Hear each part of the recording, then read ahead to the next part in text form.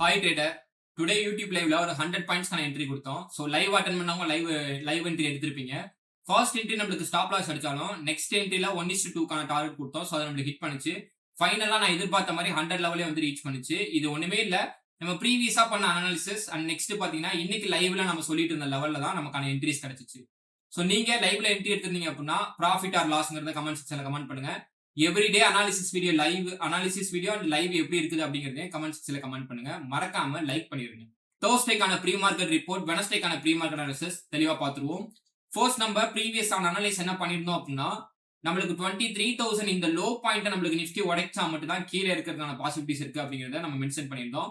Market மார்னிங்ல இருந்தே நம்மளுக்கு ட்ரை பண்ணது நாம எதிர்பார்த்த எஸ்டர்டேவே சொல்லியிருந்தேன் ஒரு எல்லோ கலர் லெவல் 305. ஸோ அந்த லெவல் வரைக்கும் போயிட்டு இருந்துச்சு. பட் லைவ்ல ஒரு சின்ன சேஞ்சஸ் என்னவா இருந்துச்சு எனக்கு அப்படின்னா, மோஸ்ட்லி இந்த கேப்பை ஃபில் பண்ணிட்டே நம்மளுக்கு செல் ஆயிரும் அப்படின்னு எதிர்பார்த்தேன். ஏன்னா நேத்து நம்ம மென்ஷன் பண்ணியிருந்த என்னவா இருக்கும்னா, கேப் அப்ல ஓப்பன் ஆயிட்டு இந்த லெவலை ரீச் பண்ணிட்டு இங்க இருந்து செல் ஆகணும் அப்படிங்கறத எல்லோ லெவல்ல நான் மென்ஷன் பண்ணிருப்பேன். பட் கேப் டவுன்ல ஓப்பன் ஆனவும் கேப் ஃபில்லிங்ல நம்மளுக்கு செல் ஆயிரும் அப்படின்னு பார்த்தோம். கேப் ஃபில்லிங்ல ஒரு ஸ்ட்ராங் கான்ஃபிடன்ஸ் வந்து பில்ட் ஆகல.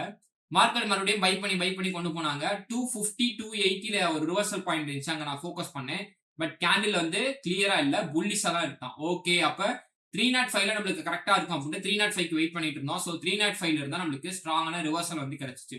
ஃபர்ஸ்ட் இங்க கொடுத்தோம், ஸ்டாப் லாஸ் எடுத்து ஹண்ட் பண்ணானுங்க. ஸோ அதுக்கப்புறம் டோட்டலா மார்க்கெட் அங்கிருந்து செல் ஆக ஆரம்பிச்சிச்சு.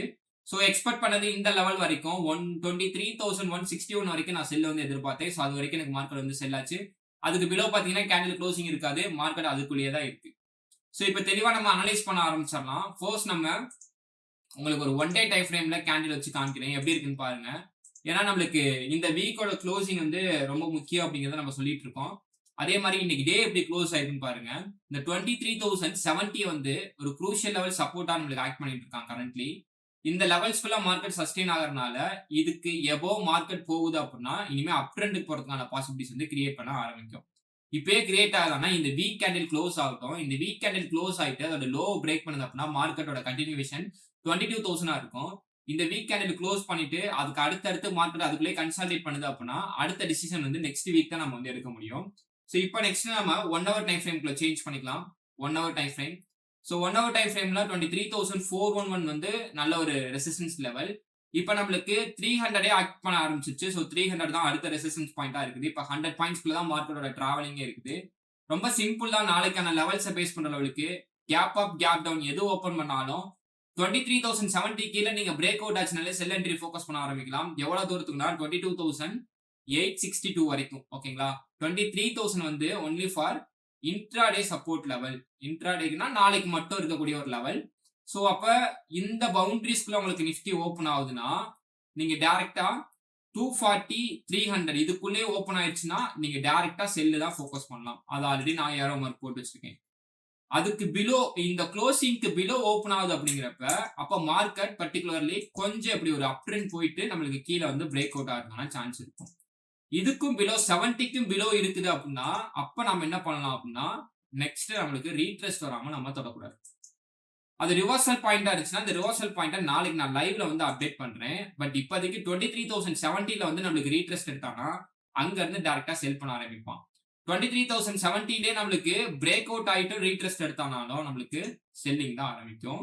எங்கன்னா 22,920 வரைக்கும். 23,000ல இருந்து 22,920 வரைக்கும். ஏன்னா 23,000 one of the psychology level support.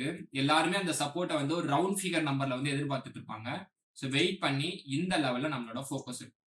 So இங்க இருந்து பியூரா வந்து செல்லிங் மட்டும் தான் இருக்கு. பையிங் இருக்கானா எனக்கு பையிங்கான கிளியர் ஐடியா வந்து இன்னைக்கு டேக்கான கன்ஃபர்மேஷன்ல எதுவுமே கிடைக்கல. ஏன்னா 305ல இருந்து எனக்கு இந்த லோ வந்து பிரேக் பண்ணியே ஆகணும். இதுதான் எனக்கான லெவல்ஸா நான் ஃபோக்கஸ் பண்ணிட்டு இருக்காரு. ஜஸ்ட் நான் அதை உங்கள்கிட்ட வந்து ஷேர் பண்ணியிருக்கேன். ஸோ நாளைக்கு லைவ்ல ஏதாவது சின்ன அப்டேஷன் சின்ன சேஞ்சஸ் இருக்கு, ஓப்பனிங்கை பேஸ் பண்ணி சேஞ்சஸ் இருக்கு அப்படின்னா ஸோ அதை மட்டும் நான் லைவ்ல அப்டேட் பண்ணி நாளைக்கான ரிவர்சல் பாயிண்ட் நான் லைவ்ல அப்டேட் பண்ண ஆரம்பிக்கிறேன்.